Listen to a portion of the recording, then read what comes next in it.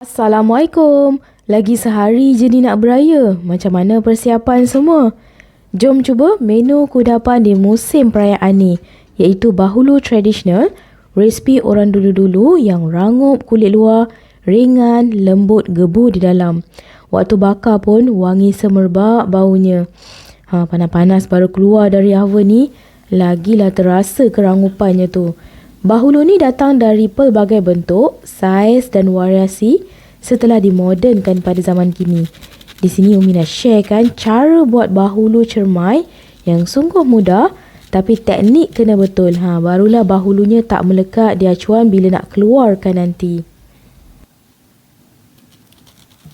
Bahan utama yang diperlukan, tepung gandum. Umi guna cap sauh ni, apa-apa brand pun boleh. Gunting 2 helai daun pandan, masukkan dalam loyang bagi naik aroma wangi bila tepung dibakar. Masukkan 150 gram tepung gandum, ratakan, kemudian bakar tepung ni selama 10 minit. Suhu 160 degree, nak sangai pun boleh je. Bagi tepungnya lebih ringan dan kuih bahulu kita tahan lama, tak cepat berkulat.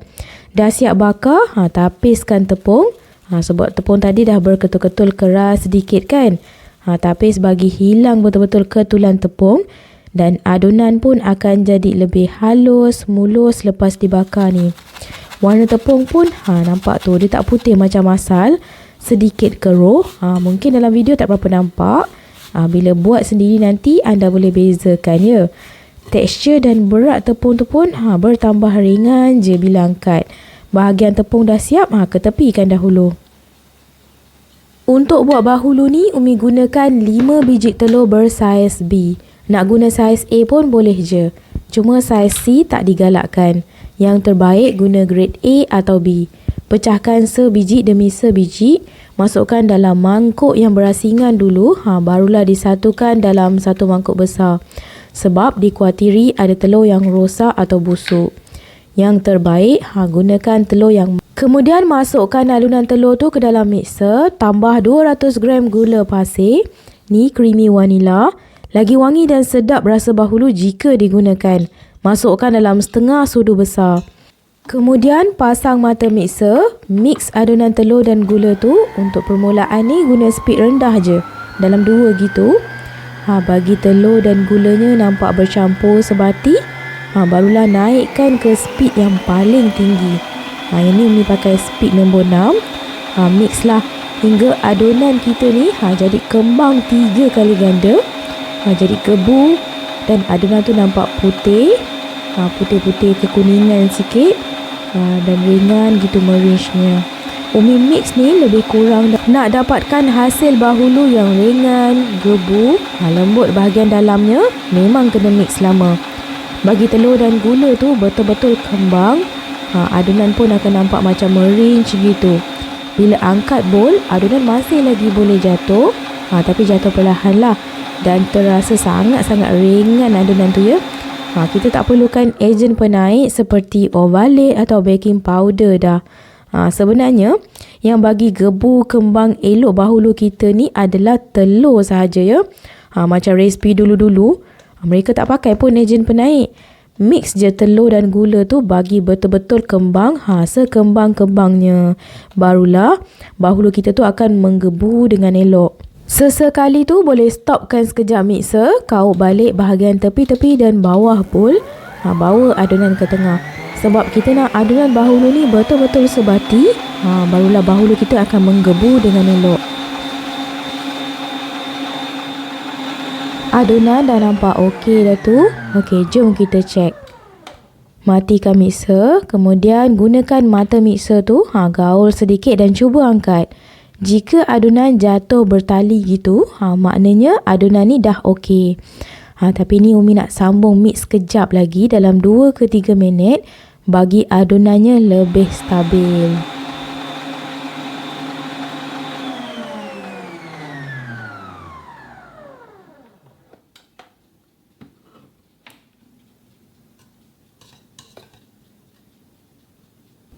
Tengok tu adunannya jatuh bertali tapi lagi perlahan sedikit dari yang tadi kan. Kira okey dah ni.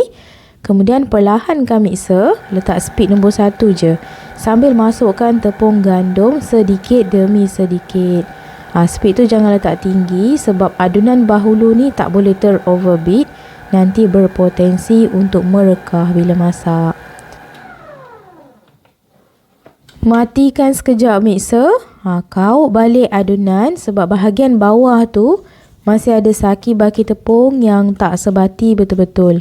Boleh nampak tu kan?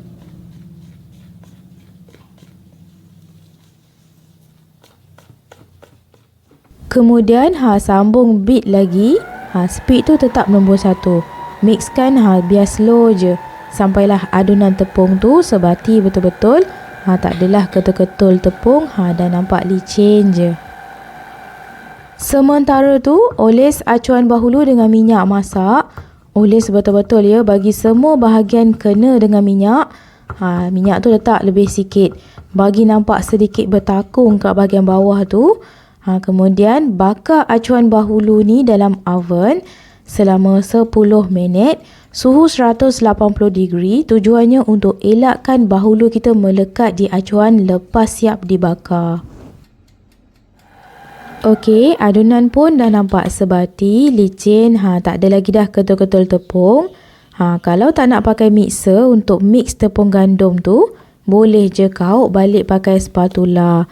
Cuma makan masa sikit lah nak bagi tepung tu betul-betul sebati. Dah siap adunan bahulu ni, boleh masukkan dalam piping bag ataupun botol yang bermuncung. Bagi mudah kita nak pipekan adunan dalam acuan nanti.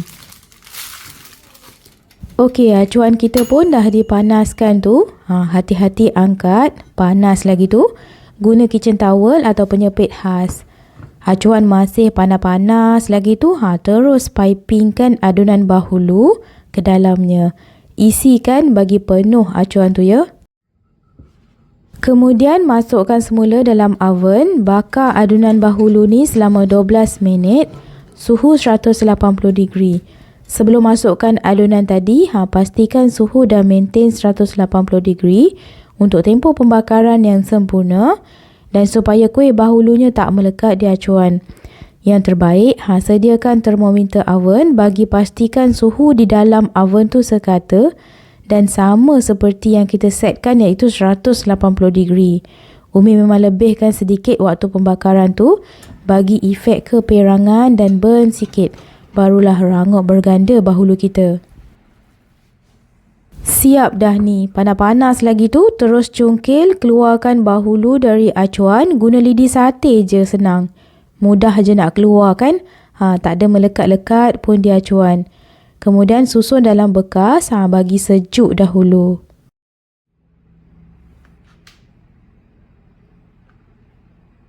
Sambung, buat lagi, oleskan acuan dengan minyak, kemudian panaskan dalam oven selama 10 minit.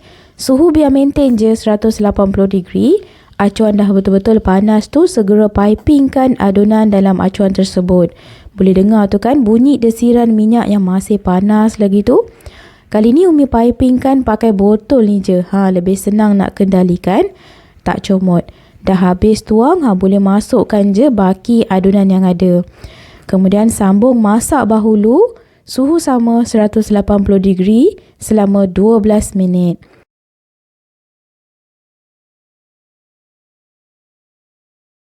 Tengok tu. Bila adunan tadi kita mix lama, bagi kembang 3 kali ganda. Naik elok je kan. Nampak laju je bahulu Umi ni menggebu bak bantal bila dapat bersauna.